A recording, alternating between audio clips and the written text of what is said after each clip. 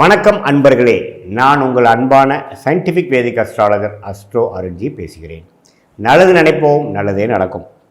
தொடர்ந்து நம்மளுடைய சேனலில் வரக்கூடிய வீடியோஸ் பார்த்துட்ருப்பீங்க நம்புகிறேன். சயின்டிஃபிக் வேதிக் அஸ்ட்ராலஜி முறையில் அறிவியல் சார்ந்த கருத்துக்களை பார்த்துட்ருக்கோம். எந்த விதத்துலையும் மூட நம்பிக்கைகளை போகாமல் மிகைப்படுத்தாமல் உள்ளது உள்ளவாறு பார்க்குறோம். அந்த வகையில் இந்த வீடியோவில் என்ன பார்க்குறோன்னா, நீங்கள் மீடியா, சினிமா, நாடகம் அது மாதிரி துறையில் ஜெயிக்கக்கூடிய ஒரு நபரா நீங்களே உங்கள் ஜாதகத்தில் பார்த்து தெரிஞ்சுக்கலாம். இப்போ பார்த்தீங்கன்னா, இந்த சுக்கிரனுங்கிற ஒரு கிரகம் தான் பார்த்தீங்கன்னா கேமராவுக்கு முன்னாடி நிற்க வச்சு உங்களை ஒரு பிரபலமாக்கக்கூடிய விஷயமும், ஒரு கலை சார்ந்த விஷயம், அது பரதநாட்டியமாக இருக்கலாம், ஒரு ஆர்டிஸ்டிக்கான விஷயங்களாக இருக்கலாம், நீங்கள் ஒரு விஷயத்தை கற்றுக்கிட்டு அது 4 பேர்த்துக்கு சொல்லக்கூடிய, காமிக்கக்கூடிய, என்டர்டெயின்மெண்ட் பண்ணக்கூடிய, ஒரு ப்ரெசன்டேஷன் பண்ணக்கூடிய ஒரு அமைப்பு இருக்கணும்னா உங்களுக்கு சுக்கிரன் நல்லா இருக்கணும்.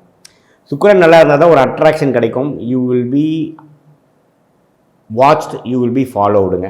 இப்போ பார்த்தீங்கன்னா நிறைய பேர்த்தில் இன்ஸ்டாகிராமில் எனக்கு 1 மில்லியன் ஃபாலோவர்ஸ் இருக்காங்க, ஃபேஸ்புக்கில் இத்தனை ஃபாலோவர்ஸ் இருக்காங்க, நான் பேசினா நான் ஒரு குறிப்பிட்ட க்ரௌட் என்னை பார்க்குது, எனக்கு இத்தனை ஃபாலோவர்ஸ் இருக்காங்கன்னு எல்லாத்தோட ஜாதகத்துலையும் பாருங்கள். அந்த மாதிரி சொல்கிறவங்களோட ஜாதகத்தில் சுக்கிரன்கிற கிரகம் அதிக ஸ்தானபலம் அல்லது திக்பலம். திக்பலங்கிறது 4ஆம் இடத்துல, லக்னத்துலேருந்து 4ஆம் இடத்துல இருந்தால் திக்பலம். அப்புறம் திக்பலங்கிறது குரு, பௌர்ணமி, சந்திரன், புதன் போன்ற சுபகிரகத்தின் தாக்கங்கள், பார்வை, சேர்க்கை இருக்கும்.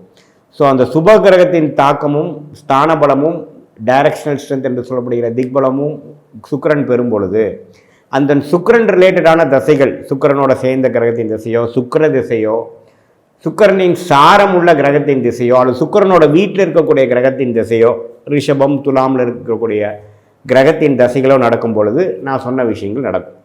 அந்த தசைகள் ராஜயோக தசைகளாக இருந்தால் நல்லாவே அவங்க ரீச் ஆவாங்க. இல்லை ஓரளவுக்கு சுமாரான தசைனா அந்த அளவுக்கு பலன் கொடுக்கும்.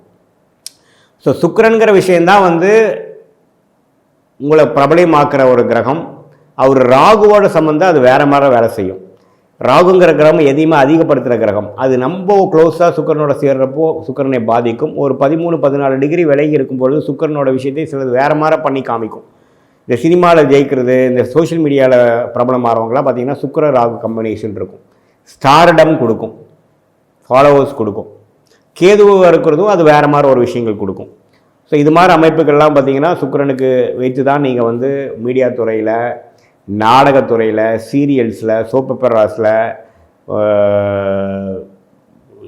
குறும்படமாக இருக்கட்டும், ஒரு அட்வர்டைஸ்மெண்ட்டாக இருக்கட்டும், ஏஜென்சியாக ஒரு சின்ன ஒரு கிளிப்பிங்கில் இதில் நீங்கள் வரீங்க, ஓரளவுக்கு நீங்கள் ஃபேமஸ் ஆகிட்டு வரீங்க, உங்களுக்கு ஒரு ஃபாலோவர்ஸ் இருக்காங்க, நீங்கள் ஒரு அறியப்படுற ஒரு ஆளாக இருக்கீங்க, நீங்கள் செலிப்ரிட்டியாக இல்லைனாலும் ஓரளவுக்கு உங்களை ரோட்டில் போனால் உங்களை எல்லோரும் ரெகக்னைஸ் பண்ணிக்கிறாங்க அப்படின்னாவே சுக்கிரன் குறைந்தபட்சம் வலிமை இருந்தால் தான் முடியும்.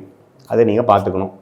சரி சார், அதெல்லாம் ஓகே சார், நான் நடிகரோ ஒரு ப்ரெசன்டேட்டரோ ஒரு கேமராவுக்கு முன்னாடிய நபராக ஆக விரும்பலை, ஆனால் நீங்கள் சொன்ன மீடியா துறை, சினிமா துறை, நாடகத்துறையில் தான் நான் ட்ரை பண்ணுறேன்னா, ஆனால் அது கேமராவுக்கு பின்னாடி இருந்து நான் ஆப்ரேட் பண்ணலான்னு நினைக்கிறேன். நான் ஒரு எடிட்டராகவோ, நான் ஒரு கதாசிரியராகவோ, ஒரு டைரக்டராகவோ, ஒரு துணை இயக்குனராகவோ, இது மாதிரி ஒரு விஷயமா நான் ஒரு டெக்னிக்கலான ஒரு விஷயங்கள ஒரு டிசைனராகவோ அப்படிலாம் வரணும்னா எனக்கு என்ன நல்லா இருக்கும்னா புதன்கிற கிரகம் வலிமையாக, இதே நான் சுக்கிரனுக்கு என்னென்ன சொன்னனோ அதே புதனுக்கு தான். திக்பலம், ஸ்தானபலம், என்னென்ன ஒரு பலம் அந்த கிரகத்துக்கு கிடைக்கணுமோ அந்த கிரகத்தில் ஓரளவுக்கு 70% இருந்தாவே உங்களுக்கு சுக்கிரன் ஆல்ரெடி ஓரளவுக்கு நல்லா இருக்குது.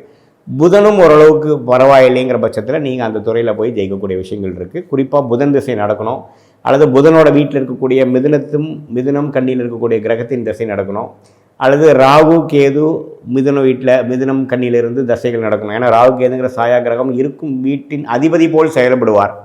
அது மாதிரி தசை நடக்கணும். அதில் சூப்பர் டூப்பர் சக்ஸஸ் ஆகுறீங்களா, அல்லது சுமாரான சக்ஸஸ் ஆகுறீங்களா, அல்லது கொஞ்சம் பிரச்சனை ஆகுதாங்கிறது உங்களுக்கு நடக்கக்கூடிய தசை பொறுத்து. அந்த தசை உங்கள் லக்னத்துக்கு யோகமான தசையாக அந்த தசை கிரகத்தின் அதிபதி எப்படி இருக்காருங்கிற பொறுத்து தான் நம்ம சொல்ல முடியும். ஸோ புரியுதுங்களா?